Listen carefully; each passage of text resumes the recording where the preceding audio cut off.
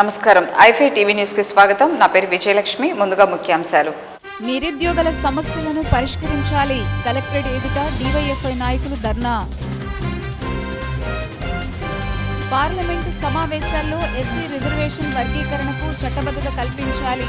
MRPS ధర్నా. స్వచ్ఛ భారత్లో భాగంగా పూర్తయిన మరుగుదొడ్లకు ఇంకా అందని బిల్లులు. బాలాయపల్లి మండల స్థానికులు ఆవేదన. పరిసరాల శుభ్రతతోనే డెంగ్యూ నివారణ.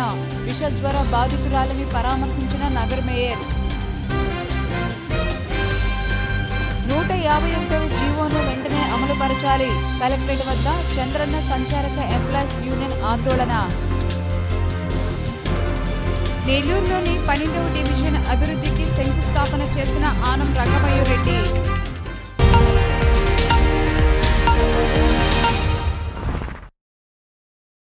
నెల్లూరు జిల్లా కలెక్టర్ కార్యాలయం ఎదుట డివైఎఫ్ఐ నాయకులు బైఠాయించారు.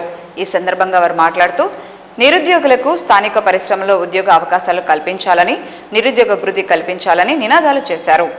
డివైఎఫ్ఐ నాయకులతో కలిసి నిరుద్యోగులు ర్యాలీగా కలెక్టరేట్కు చేరుకుని కలెక్టరేట్ ఎదుట బైఠాయించి నిరుద్యోగుల సమస్యలు పరిష్కరించాలని, స్థానిక పరిశ్రమల్లో స్థానికులకే ఉద్యోగాలు ఇవ్వాలని, నిరుద్యోగ భృతి ఇవ్వాలని నినాదాలు చేశారు. ఈ సందర్భంగా డివైఎఫ్ఐ రాష్ట్ర కార్యదర్శి సూర్యారావు మాట్లాడుతూ అధికారంలోకి రాకముందు చంద్రబాబు నాయుడు ఉద్యోగాలు కల్పిస్తామని, నిరుద్యోగ భృతి ఇస్తానని హామీలు ఇచ్చి తీరా అధికారంలోకి వచ్చిన తర్వాత వాటిని పక్కన పెట్టారని అన్నారు. చంద్రబాబు కుటుంబానికి ఉద్యోగాలు వచ్చాయని ఎద్దేవా చేశారు. వెంటనే ప్రభుత్వం స్పందించి నిరుద్యోగుల సమస్యలు పరిష్కరించాలని డిమాండ్ చేశారు. ఉద్యోగాల భర్తీకి నోటిఫికేషన్ విడుదల చేయాలని అన్నారు.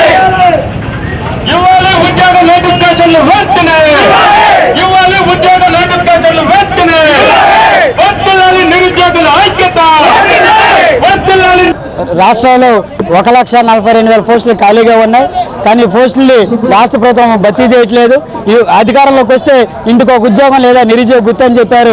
అధికారంలోకి వచ్చారు, చంద్రబాబు కుటుంబానికి ఉద్యోగాలు వచ్చాయి తప్ప ఈ రాష్ట్రంలో ఒక్క నిరుద్యోగ ఉద్యోగం రాలేదు. అందుకనే ఖాళీగా ఉన్న 1,42,000 పోస్టులు భర్తీ చేయాలి, నిరుద్యోగ వృత్తి ఇవ్వాలి, డిఎస్సి ప్రకటించాలి. ఇప్పటికైనా ప్రభుత్వం స్పందించకపోతే ఆగస్టు నెలలో 7వ తేదీన 13 జిల్లాల వరకు కలెక్టర్లు ముట్టడిస్తాం. ఉద్యోగాలు సాధించుకునే వరకు ఈ పోరాటం చేస్తామని చెప్పి డివైఎఫ్ఐకి హెచ్చరిస్తున్నాం. నా పేరు సూర్యారావు, డివైఎఫ్ఐ రాష్ట్ర కార్యదర్శి.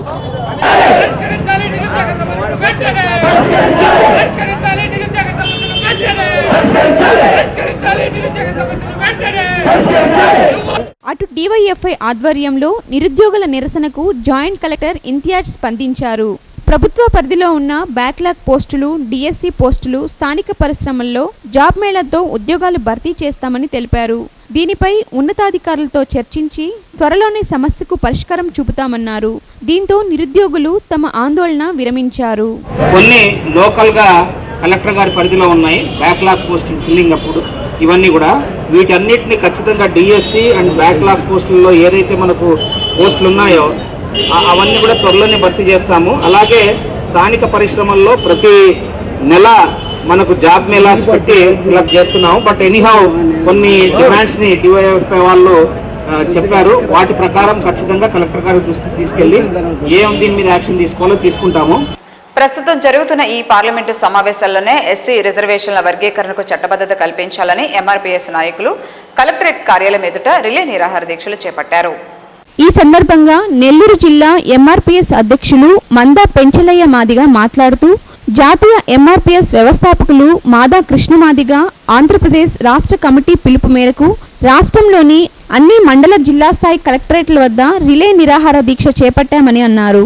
మాదిగల అభివృద్ధిని అన్ని రాజకీయ పార్టీలు అడ్డుకుంటున్నాయని, ప్రస్తుత పార్లమెంట్ సమావేశాల్లో ఎస్సీ రిజర్వేషన్ వర్గీకరణకు చట్టబద్ధత కల్పించాలని మందా పెంచలయ్య మాదిక ప్రభుత్వాన్ని కోరారు.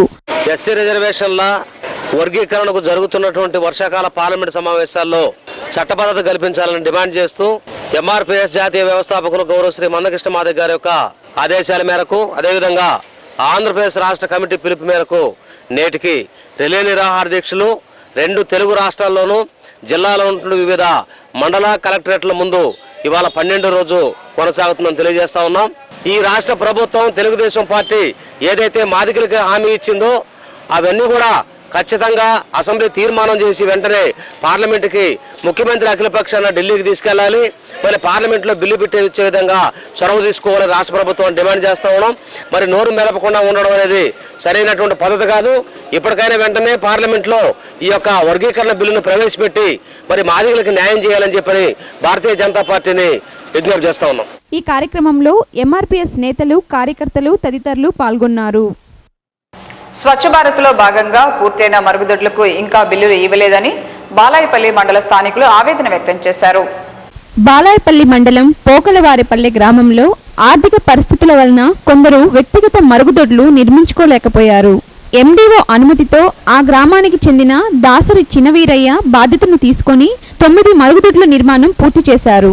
ఆ మరుగుదొడ్ల బిల్లుల విషయమై పలుసార్లు దాసరి చినవీరయ్యను అడగగా కలెక్టర్ నుండి డబ్బులు రావడం లేదని ఎండీఓ అంటున్నారని బాధితులు మీడియా ముందు తమ ఆవేదనని వ్యక్తపరిచారు.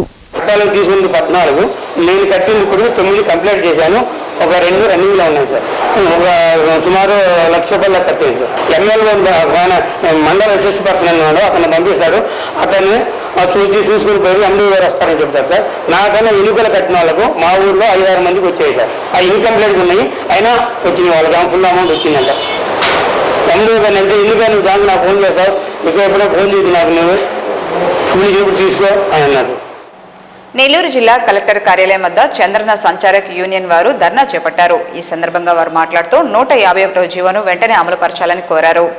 నెల్లూరు జిల్లా చంద్రన్న సంచారక్ ఎంప్లాయ్ యూనియన్ కలెక్టరేట్ వద్ద నిరసనను తెలియజేశారు. ఈ నిరసన ముఖ్య ఉద్దేశం 151వ జీవోను వెంటనే అమలుపరచాలని, చంద్రన్న సంచార చికిత్సని రాష్ట్ర ప్రభుత్వమే నిర్వహించాలని, వేతనాలను పెంచాలని డిమాండ్ చేశారు. ఈ డిమాండ్స్ కు ప్రభుత్వం స్పందించకపోతే ఆగస్టు 28 నుంచి సేవలు నిలిపివేస్తామని వారు ప్రభుత్వాన్ని హెచ్చరించారు.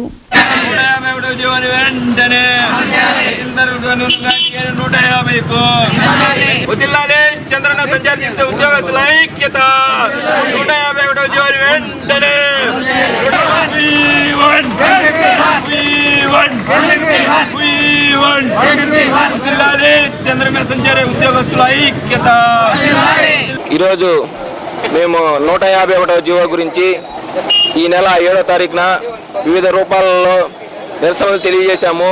ఆ నిరసనలో భాగంగా సర్వీస్ లేనటువంటి 29వ తారీఖు, 31వ తారీఖు ఈ 2 రోజులు రాష్ట్ర ప్రభుత్వానికి నిరసనగా మేము ఈ రిలే నిరాహార దీక్ష చేపట్టడం జరుగుతుంది.